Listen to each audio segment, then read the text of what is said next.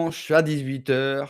La dernière fois, c'était un entretien. Cette fois-ci, aujourd'hui, on va rapidement parler d'actu et puis, on va, aborder un thème parce que Mike a envie, de dire du mal de certaines personnes, ce qui n'est pas mon cas.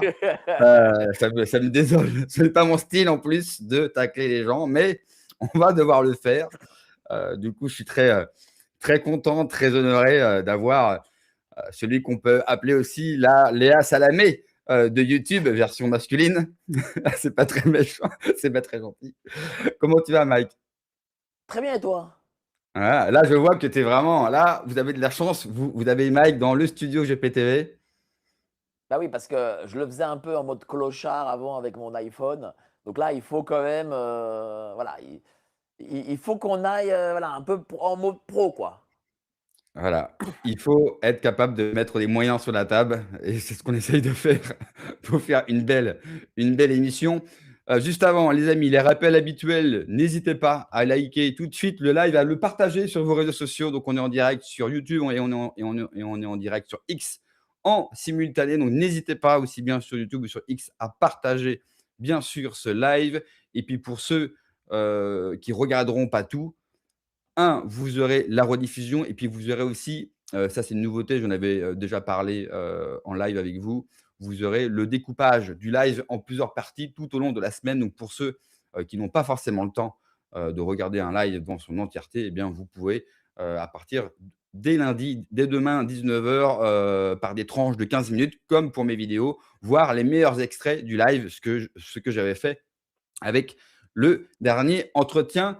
J'ai envie d'attaquer avec l'actu quand même, de ces Vas-y. derniers jours. Bardella a une meuf et ça, c'est quand même une info importante.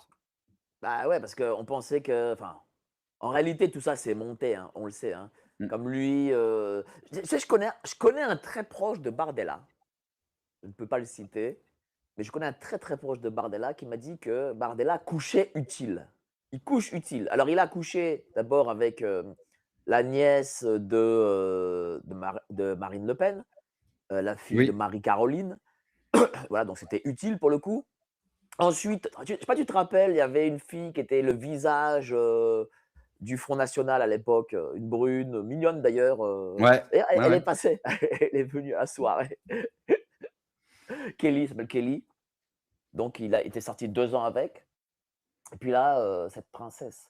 Alors, ce qui est quand même délire, c'est que, ses beaux-parents ont présenté Jacques Lang à Epstein. Eh oui, C'est dingue, hein? c'est quand même C'est ouais, ouais. quand même moi, je vais te Oui, dire, mais moi, je vais te dire un truc là-dessus, c'est pas compliqué. Le système essaye de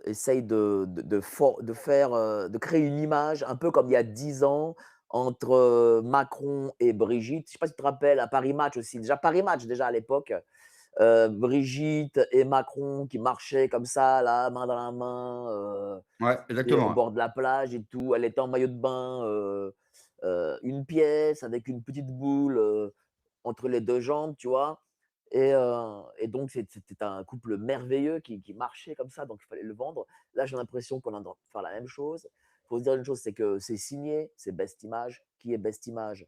C'est Mimi Marchand, c'est signé Best Image. Deuxième des choses, Paris Match, c'est, Bernard Arnault, encore lui.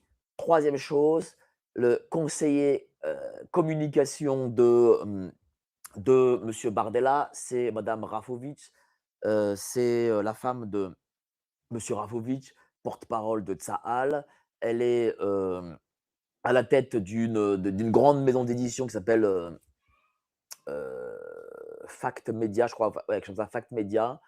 Hem c'est évidemment, la maison d'édition qui a publié le bouquin, qu'il fallait débunker sur l'affaire Brigitte. Ça s'appelle «L'affaire Brigitte», une fake news écrite par, Emmanuel Anison, journaliste de Nouvelle Obs. Et il se trouve que la maison d'édition de madame Rafovitz appartient aussi à monsieur Bernard Arnault. Donc tu as vu, tu as vraiment tu le triangle des Bermudes là. Bernard Arnault, Mimi Marchand, Rafovitch, voilà, c'est bon, voilà, Ben moi, dans Jordan, toi le président. Dans cette histoire, il y a 2 choses qui me cho enfin qui sont intéressantes. La première, c'est que si c'est lui qui a le droit justement à Paris Match, ça veut dire peut-être que le système, enfin que c'est lui que le système a choisi. C'est pas Édouard Philippe qui a Paris Match ou les autres. La deuxième chose, c'est les réactions. J'ai vu beaucoup de gens, parce qu'il y a des gens qui se sont moqués de cette opération de com, mais la plupart des gens, moi je l'ai vu, j'en ai fait une vidéo où les gens viennent pour me défoncer sous la vidéo, donc des gens qui sont censés être des militants politiques et pas se faire avoir par cette com, mais qui est vieillotte, enfin c'est du revu, Chirac l'a fait, enfin tous.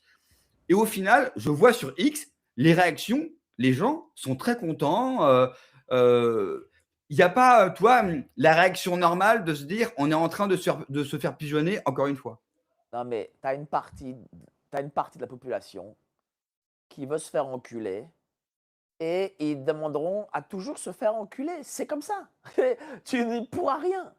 Voilà, les gens veulent se faire enculer par des bardellas, qui ont, rien fait de leur vie, qui ont pas de diplôme, qui ont rien du tout. Bah, regarde, moi je ça m'a pas grave, il a pas de diplôme, c'est pas grave.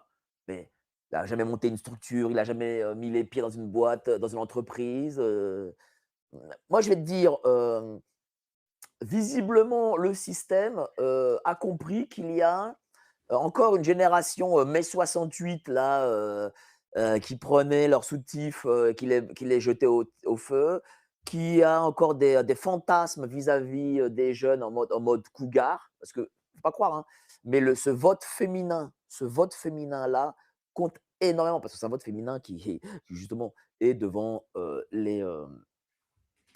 devant, tu sais, les bureaux de vote, quoi. Tu vois? Tout de suite, dès 8 heures du matin, ils seront là. «Oh, je mouille pour Jordan Bardella». Putain, de toute façon, moi, je vais te dire un truc, je suis content d'être avec toi parce que du coup, je vais pouvoir gueuler un peu parce que je commence à être un peu vénère. Pourquoi? Parce que, je vais dans des manifs de gens hardcore, je leur demande d'être hardcore devant la caméra, ils en sont incapables, ils deviennent des minets, tu vois? Et ça me gonfle parce que j'ai l'impression en fait que le système, il mettra toujours les mêmes conneries, il mettra toujours les mêmes connards, il fera toujours les mêmes stratégies et tu auras toujours les gens qui vont plonger tête devant. Ça me casse les couilles. Voilà, je te le dis, hein. Mais ça marche. Il y a CNews qui a fait un reportage rapidement dans les rues avec la couverture et tu as les mêmes réactions qu'avec Macron. Il est beau, ils sont beaux. Enfin, vraiment, tu as dit une phrase qui est importante. Les Français aiment se faire enculer. Ils vont se faire enculer encore une fois. Le système a compris que le pays a besoin de basculer à droite. Donc, on va leur vendre un Bardella qui est le droitard libéral et d'ailleurs qui plaît beaucoup à une certaine droite dont on va parler aujourd'hui parce qu'il est libéral, enfin, selon eux. Euh, les Français n'apprennent rien. Effectivement, la fameuse génération faiseuse de rois en France qui n'est pas encore, qui nous a pas encore quittés, bah si, je pense qu'elle votera beaucoup plus facilement pour Bardella qui ne porte pas le nom Le Pen, qui en France est un repoussoir encore pour beaucoup de personnes. Et oui, je pense que si lui, il a Paris Match maintenant, à quoi? On est à un an maintenant, quasiment de l'élection de la prochaine élection. Ça veut dire qu'ils l'ont choisi et ça, c'est quand même important. Il faudra surveiller s'il y a d'autres couvertures dans les jours à venir, si tout un système se met en place. Parce que de retrouver Mimi Marchand, c'est elle qui avait pris en main toute la communication des Macron, les 1700 couvertures. Si on retrouve les mêmes hommes qui ont fait grimper, les mêmes personnes qui ont fait grimper Macron, eh bien, Mais Bardella est un Macron mais bis, hein. mais forcément, en plus, Mmh. madame Le Pen a déjeuné, cette semaine avec, monsieur Bernard Arnault, tu vois? Ouais. Donc C'est la première fois d'ailleurs qu'ils se voient parce qu'il c'est avait la première toujours fois. refusé. Et là, c'est la première fois et on sait que Bernard Arnault aujourd'hui, c'est peut-être l'oligarque le plus puissant en France. En tout cas, c'est l'homme le plus riche de France. Mais c'est Donc évident que c'est le plus puissant. ouais. Mmh. Rappelle-toi, en novembre 2024, il appelle à l'Élysée, il dit: «Oui, je ne veux plus de» non, pas novembre, aussi, non, avant, pas avant. Il dit: «Je ne» novembre 2023, pardon. «Je ne veux plus de madame Élisabeth Borne», ouais, c'est ça, Borne. Eh ben, elle a dégagé et c'est, Gabriel Attal, qui avait été, nommé à l'époque, rappelle-toi.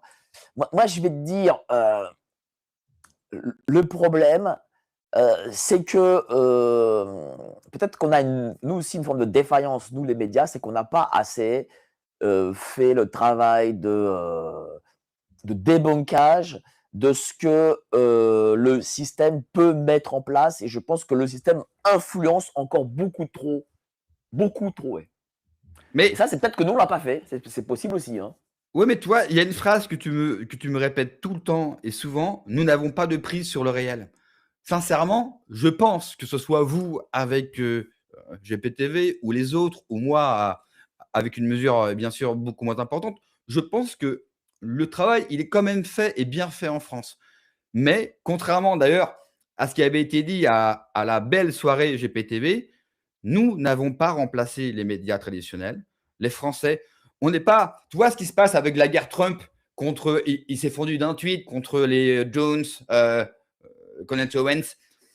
Euh, L'Internet américain a eu une place très importante et on peut dire aujourd'hui qu'ils ont fait élire Trump. Nous, on n'a pas, même si on se mettait tous derrière, je sais pas moi, euh, François Asselineau? François Asselineau pour te faire plaisir, même si on se mettait tous derrière lui, on n'arriverait pas à le pousser. On n'a pas encore Ben, on a cette 5 ans de retard puissance-là. encore. Je pense qu'on a Ouais, mais 5 ans bon, de retard. Il nous faut 5 ans au moins. C'est-à-dire que nous soyons 4-5 médias à 1 million, 1 200 000 abonnés, quoi, chacun. tu Voilà. crois que c'est le nombre d'abonnés et l'audience qui nous manque encore? Bah écoute, si chaque vidéo on fait 400 000, 500 000 vues, oui, on ne les fait pas. Non. Quand on fait 50 60 000, on trouve ça correct, tu vois. Alors, on a des pics des fois, mais on n'a pas les pics à 500. Enfin, je veux dire, on n'est pas à 500, 600 000 constamment.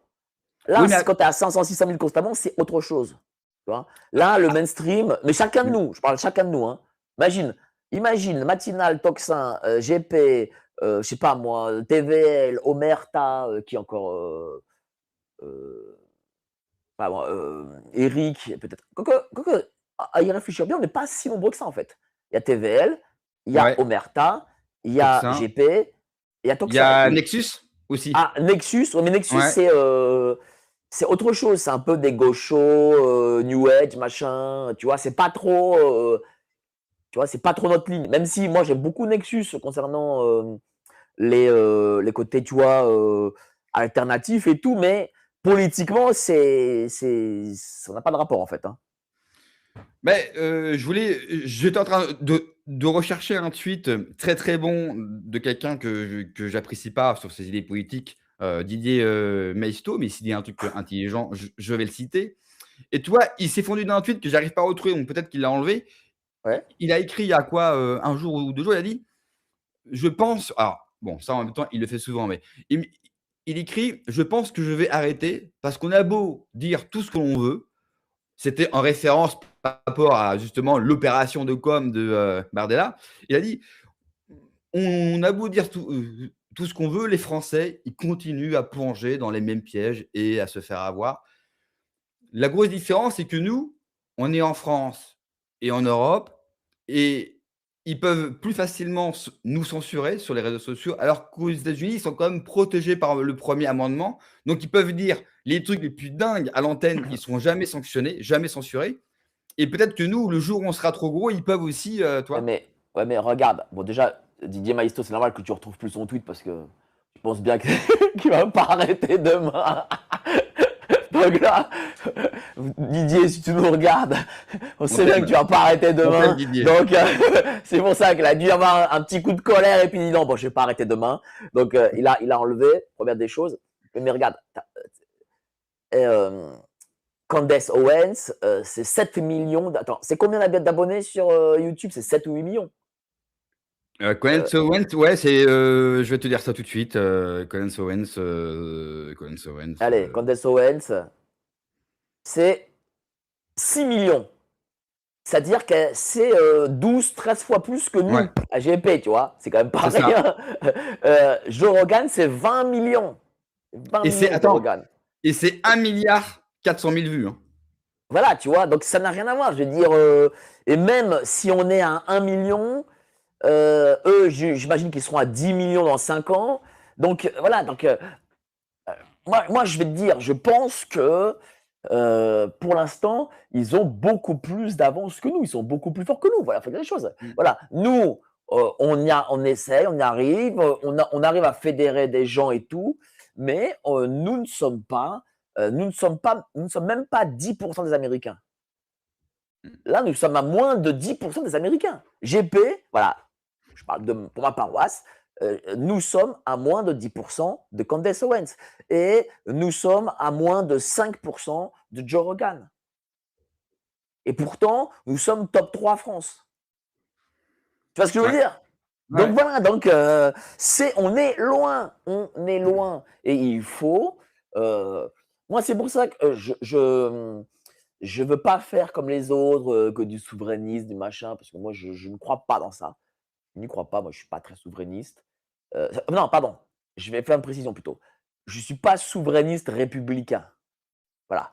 Parce que le problème, c'est que, on veut dans les médias alternatifs mettre du souverainisme républicain avec des types qui ont fait l'ENA. Bah, moi, je serai toute ma vie reconnaissant à Florian Philippot. Pas de problème, parce que, le covid, mais je suis pas du tout dans sa logique, dans sa ligne, tout ça, tu vois? Et personnellement, je ne crois pas dans ce qu'il propose. Parce qu'il propose de rester encore au sein de la République laïque, maçonnique et machin. Et je pense que nous devons apporter une autre ligne. Et on doit créer une ligne populaire, populiste et catholique, je pense. Je pense que c'est ça là, le truc, tu vois. On est Bah, tiens, populaire, eh beh, d'ailleurs, beh, ç Vas-y, ça tombe bien parce que tu me fais le pont naturel pour parler, de la droite identitaire.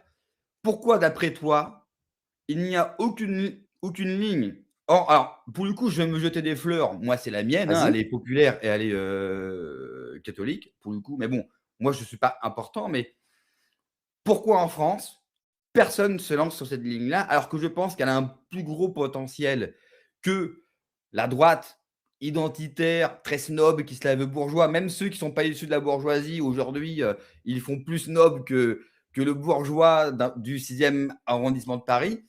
Cette même droite qui crache très souvent sur GPTV, sur les gens comme toi ou moi, par rapport au sujet qu'on traite. Ils nous traitent de, populo, conspi. Je pense à Faure, je pense à Rochdy, Damien Rieu, le grand, Damien Rieu. Pourquoi personne n'est capable d'avoir une vraie ligne populiste en France? Alors que je pense que si on doit aller chercher les abstentionnistes ou en tout cas ceux qui s'intéressent moins, je pense que c'est cette ligne-là qui pourrait le plus leur plaire ou leur, correspondre. Tiens, regarde, cette semaine, j'ai invité Alain Pascal.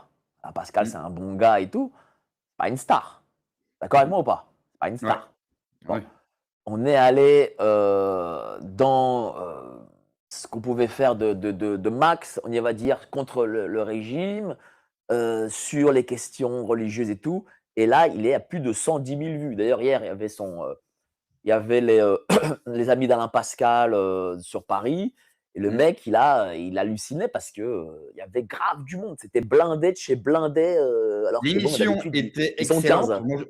Même moi, je n'ai fait des vidéos parce que forcément, j'ai Ouais, apprécié. J'ai invité, d'ailleurs tous mes abonnés à voir l'émission et j'ai eu des retours et ils ont adoré d'ailleurs l'émission que vous avez faite parce que son discours et ce qu'il amène, justement, ce que cette émission amène, on l'entend que trop peu, je trouve.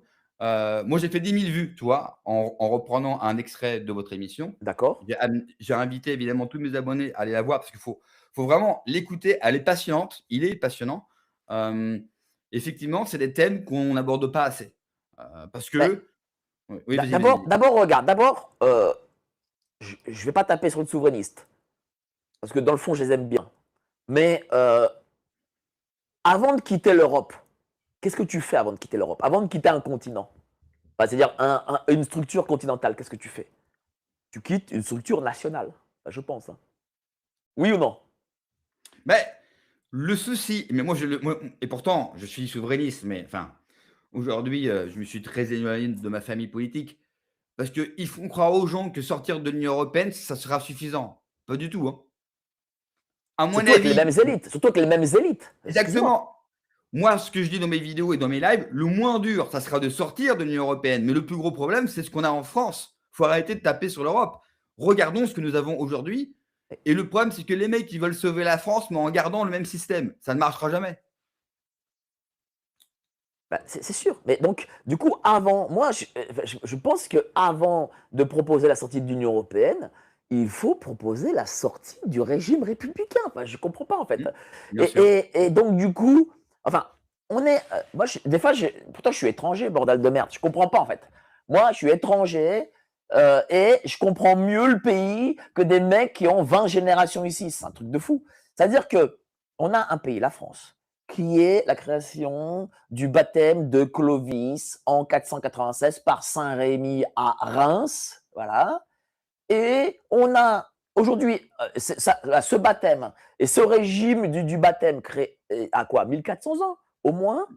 Et ensuite, on a 200 ans d'une saloperie et les gens, ils sont dans leur saloperie en fait.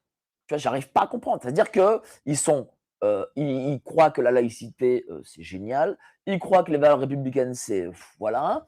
Et ils sont encore à cogiter. Non, mais en fait, je vais rien faire parce que j'attends 2027 parce qu'il y a un nouveau président. Mais mais je comprends pas. Tu vois. Et moi, des fois, je parle avec des gens UPR et compagnie, et ils ont toujours ce logiciel. Et en fait, c'est pas des rebelles. Parce qu'ils te disent, ouais, mais sortir de l'Union européenne, c'est être rebelle. C'est pas être rebelle.